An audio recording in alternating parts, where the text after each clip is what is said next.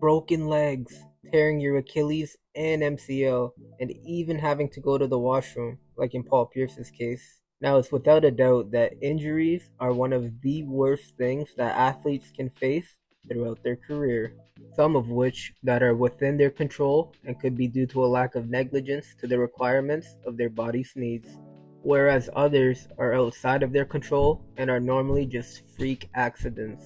Now, you never know when an injury might occur, but when it does, it usually comes with impactful consequences as they can alter a player's career as well as their team's trajectory. Now, as the NBA playoffs are currently going on right now, we've already seen our fair share of injuries, such as Giannis's calf and Dame's Achilles, as well as Jimmy Butler's MCL and Joel Embiid's knee and Bell's palsy, not to mention Zion's hamstring, as well as Kawhi's knee, and even Minnesota's coach, who just tore his patellar tendon after a collision on the sideline with one of his players.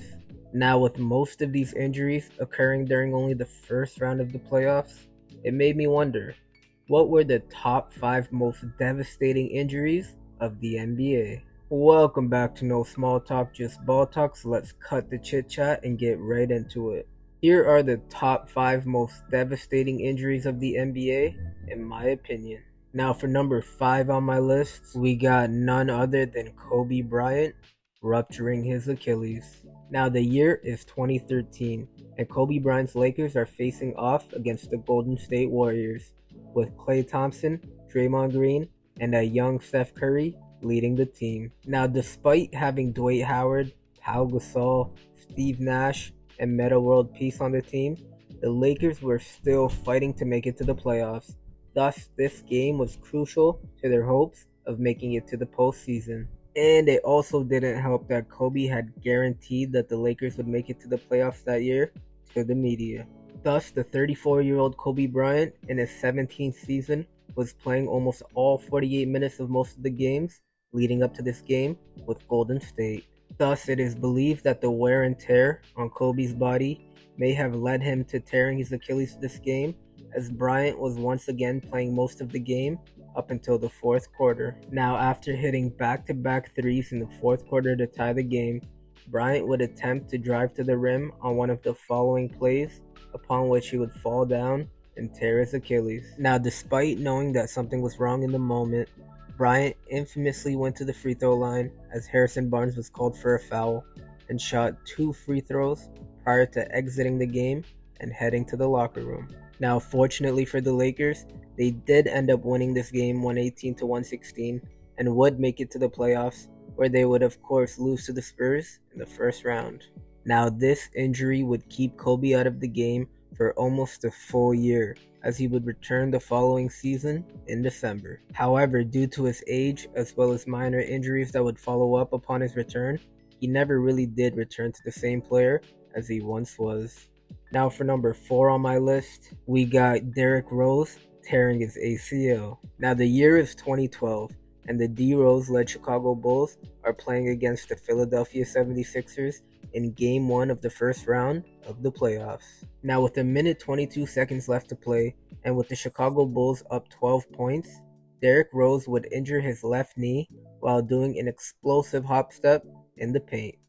He would then exit the game, having put up 23 points, 9 rebounds, and 9 assists in 37 minutes of action, and would not return. It was later then revealed in an MRI that Rose had actually torn his ACL in his left knee.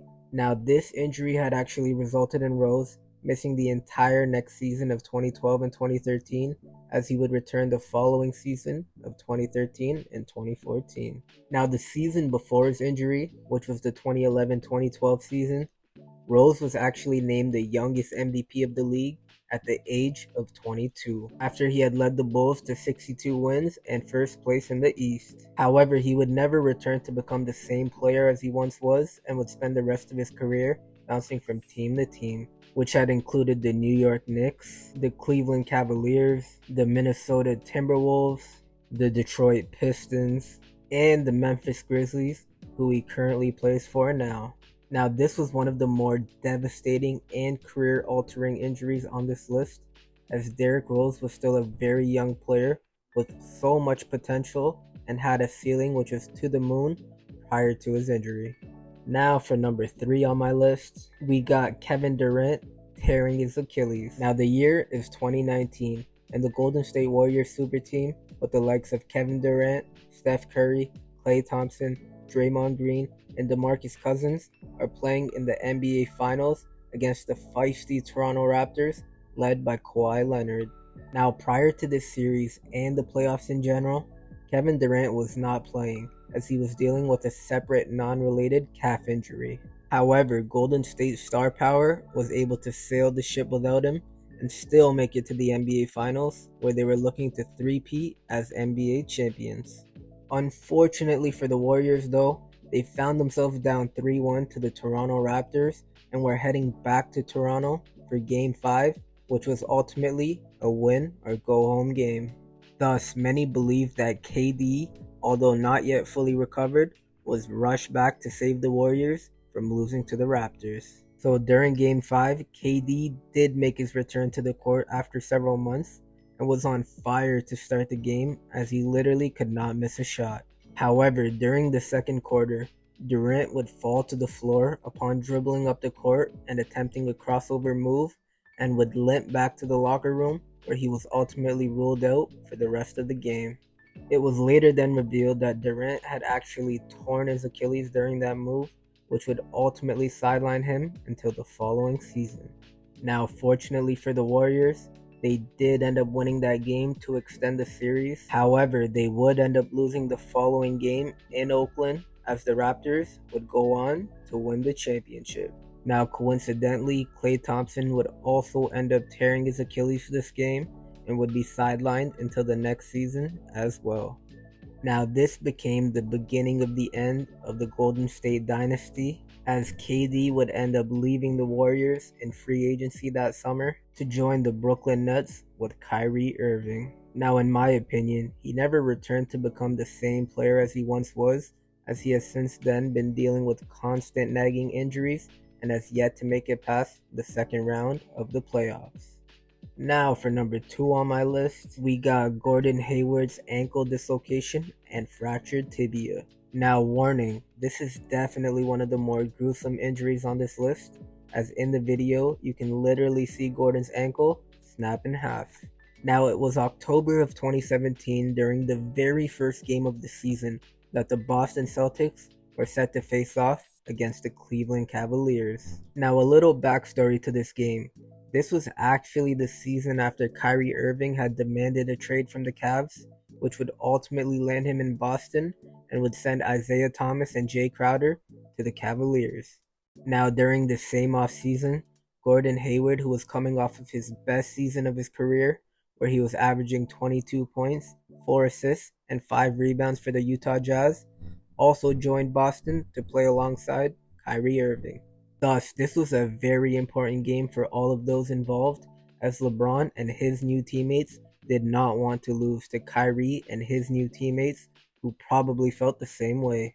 Now, it was quite literally during the first quarter of that game that Gordon Hayward had gone up for an alley-oop pass from Kyrie Irving, where he would collide with LeBron and land awkwardly on his left ankle. Now, this injury was horrific and would sideline Hayward for the full season, as he would not return until the following season. However, because of this injury, Hayward would never return to become the same player and went on to average 12 points for the following season, upon which Boston had traded him to the Charlotte Hornets, where he would play 4 seasons for the tanking franchise.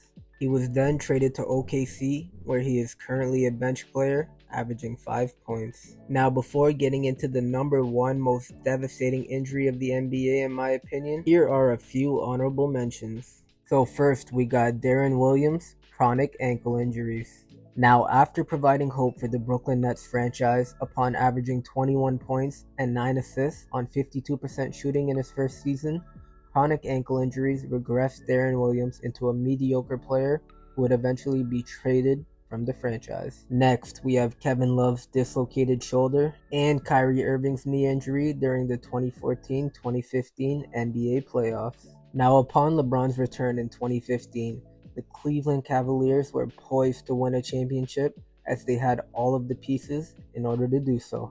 However, that was until Kevin Love would dislocate his shoulder in the first round, and then Kyrie Irving's knee injury in the finals, which would ultimately result in them falling short to the Golden State Warriors. Now next, we have Dirk Nowitzki's knee injury in the 2022-2023 Western Conference Finals. Now, the pairing of Dirk and Steve Nash had led the Dallas Mavericks, who had won 60 games that year, to the Western Conference Finals versus Tim Duncan and the San Antonio Spurs. Now, in Game 3 with the series tied 1-1, Dirk would leave the game with a knee injury and would not return for the rest of the series, thus resulting in the Spurs winning the series as well as the championship that year. Now, we also have Russell Westbrook tearing his meniscus in the 2013 NBA playoffs. Now, upon falling short to the Miami Heat in the NBA Finals in 2012, the OKC Thunder, led by Kevin Durant and Russell Westbrook, had won 60 games the following year